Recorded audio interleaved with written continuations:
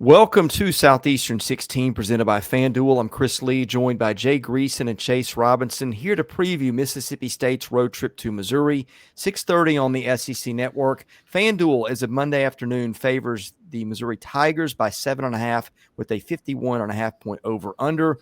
We'll get to the interesting stuff in this game and our picks, but first, we remind you we are brought to you by our friends at GameTime SIDEKICKS, which offers this beautiful officially licensed stainless steel drinkware like the cup I've got, all SEC schools, 350 other universities, stainless steel sippy cups, tumblers, 40-ounce bottles, shaker cups, you name it. SE16 gets you 20% off your entire order at GameTimeSidekicks.com. Jay Greason, this is an interesting game. Mississippi State really took one of only two bad losses it's taken this year. Both those were the teams that are headed to the playoffs. Missouri had a bitter disappointment. I think Eli Drinkwitz was really feeling it after a loss to Texas A&M, in a tough spot for Missouri with the quarterback situation with Matt Zollers, who didn't do well in that one. I think you've got some interesting thoughts on this game here, so I'll start with you.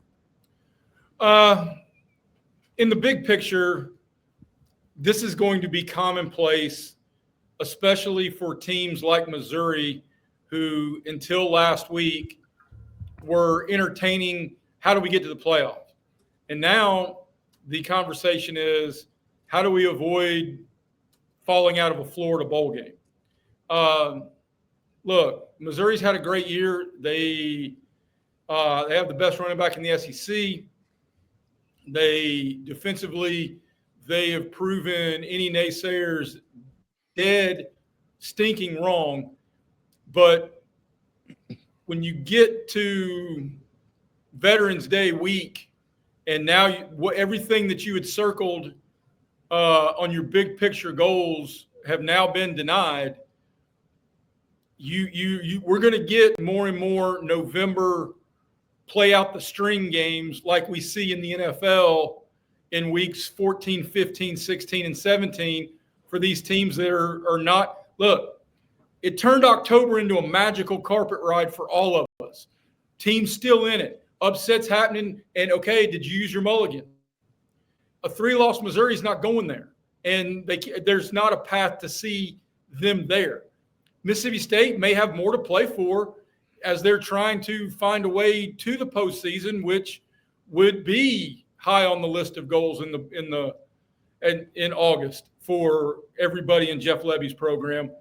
So, look, I think this is going to be commonplace where we have more and more conversations about who's motivated, both individually and program-wide. Chase? I completely agree with that. And that is, and that kind of fits into this game and to a lot of other games happening across the country this weekend. But it is going to be interesting to see the response of Missouri in this game. Like, what do they come out looking like? What tone do they set at the beginning of this game? I think we'll learn a lot about where Missouri stands. Let's say they get the ball first, that first drive that they're on offense, or their first time out on defense. Like, we'll learn a lot about their response right off the bat in this game, I feel like. Yeah, I think the motivational thing, there's some things here that I can find for both teams. Jay made a great point about playing in a Florida Bowl instead of maybe going to Shreveport or somewhere like that. I guess that still matters. I guess we'll see. But and for Mississippi State, just playing postseason would be an accomplishment where that program has come from the last few years through no fault of its own. But I think you've got issues with quarterback motivation too, guys.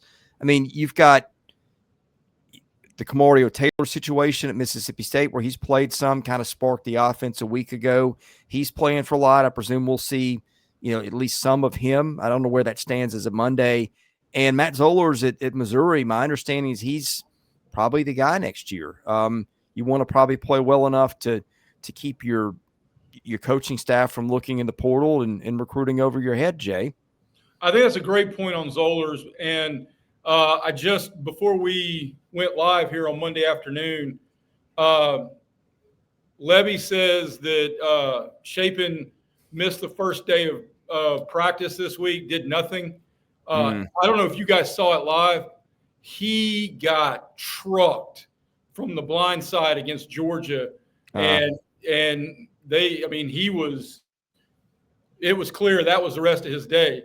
But you bring up a fair point about Taylor, and it's twofold. Shapen's been sacked 31 times this year. There are only 3 quarterbacks in the SEC who've been sacked 29 times or more. Jackson Arnold, 29, and he's missed multiple game. He's missed it. He certainly didn't play last week and missed parts of others. And Lenora Sellers has been sacked the most in the SEC at 33. Missouri's front seven is dynamic, and Taylor brings way more of a running element than Shapen does. It's probably a better fit for a path to victory to try to get Taylor more involved in this offense, both in terms of possible injury to Shapen and in practicality of matchup, Chase. No, I think that's spot on, based off what we've seen, from them and what Missouri can present. So I think that would be a good game plan to go to if you're State. Yeah, I think to me this is what kind of game script are we going to expect when it's really gone well for Missouri. And look, there's a little bit of correlation with this number and the quality of opponents. But Missouri, on average, outsnapping teams 75 to 57. A lot of that was done against the Louisiana UMass portion of the schedule, but did outsnap Vanderbilt 78 to 45, lost the game anyway. So I think there's that. And I think the way you do that if you're Missouri is you give it to Ahmad Hardy and just try to let him run wild and hope you get something that looks like it did with Nate Frazier at Georgia last week against Mississippi State. Mississippi State, though, does force some turnovers, 2.2% of snaps. I think it's forced one in every game but one. And that is a little bit of a concern if you're Missouri, if you get behind the chains and you're forcing Zollers to throw, the possibility of a turnover. So to me, a lot of this just comes down to Jay, who can do the best job of executing the game script it's looking for. And that's fair. But I think it's a real opportunity for both of these coaches. If you're not in the moment playing for necessarily what you thought or hoped to be playing for, look, neither of these coaches are anywhere close to a hot seat. You've got a real opportunity to unload the entire playbook on a couple of young guys, because what you said a few moments ago, Chris, if you're Missouri, you've got to make up your mind, is this our guy, or we're going to need to go free agent quarterback shopping again? Yeah. Chase, give me another angle in this game that you see of interest if you've got one.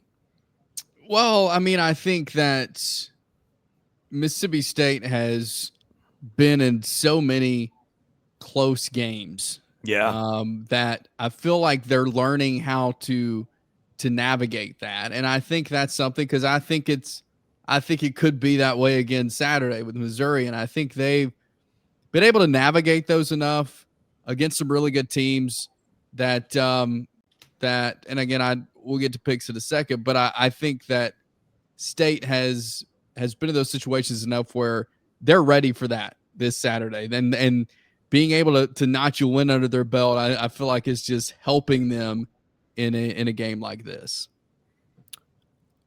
Guys, I think I'm ready for picks. Let's get to your picks and why, and then when we're done with that, we'll go through separately and do the over-under opinions. Jay?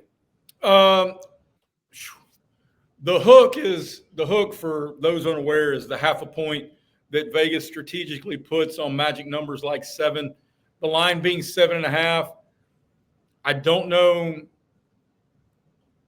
I think Missouri wins a football game, and I would lean betting on the home favorite because of a reference you made, Chris. The game script, if you're Eli Drinkowitz, is show Ahmad Hardy what Nate Frazier did to this Mississippi State front seven and just try to shove it down their throat. Will it work? Probably should. I actually would feel more comfortable betting on Missouri and laying a larger number if Shapen was named the starter, because I think that front seven will get a whole lot more pressure on Blake Shapen than they will on Taylor. But I'm going Missouri to not only win, but I would probably lean them to cover as well. So we did so many bold predictions this summer, but one of mine, and I went back and looked at my notes to make sure I was right on this. I said Mississippi State would win 2 SEC games, and one of them would be against Missouri. And so I'm going to stick with that, and Mississippi State wins this game to get them to 2 SEC wins and to a bowl game. Yeah, I don't know what to expect here for all the motivational reasons we unpack, but I'll tell you this: if it plays out where both teams show up, the number one thing you can trust is Missouri's defense. 267 yards a game allowed, 4.7 per snap, 19.1 points per game. That's loud. Number 2, Ahmad Hardy. We've all seen him run. We've seen him be physical. He runs as hard as anybody in the country. State has had fits at times stopping the run. I'll just give you some numbers lately on sack-adjusted rushing plays. State has given up 6.9 to Georgia, 6.5 to Arkansas, just 3.7 to Texas, but they can't run the ball. 5.7 to Florida, 5.7 to A&M. I just think, to me, it feels like if we go with what we think the teams are when they're showing up, the game script plus the home field favors Missouri. One more thing, too, guys, and this is the thing that bit Missouri last week. If Kamario Taylor's the starter, Missouri found out the hard way, giving a team a week to prepare for a guy in his first start doesn't always go your way. Now, Taylor has thrown 3 touchdowns and no picks, and I know a lot of what he does is on the ground.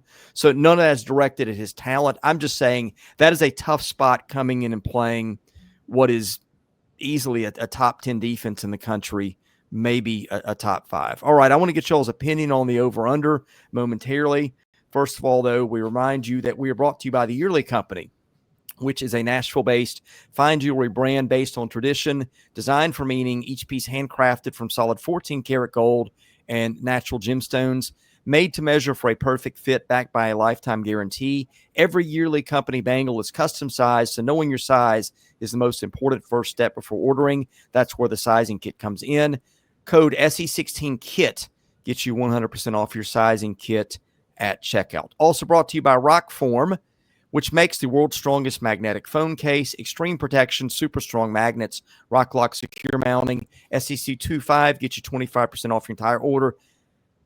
Do you a favor here. Get the phone case and the vent clip for your car and thank me later. You will love me for suggesting that to you. All right, gentlemen.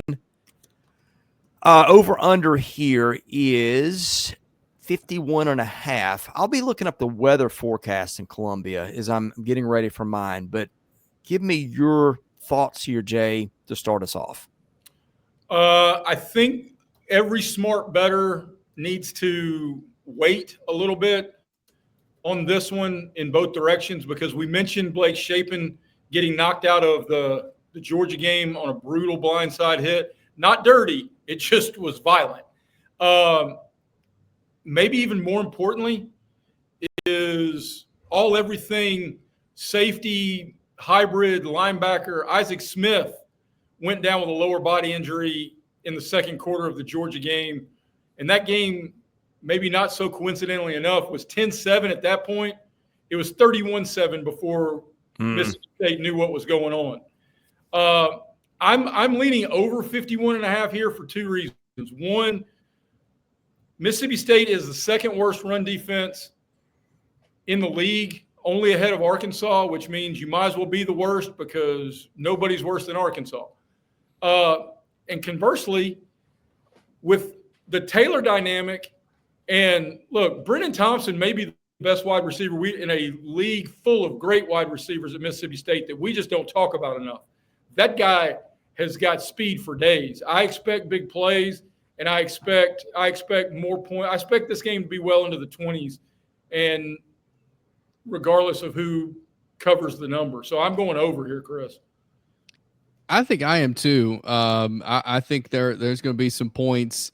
Again, I think Missouri will be able to run the ball efficiently. I do think State scores. Obviously, I picked them to win.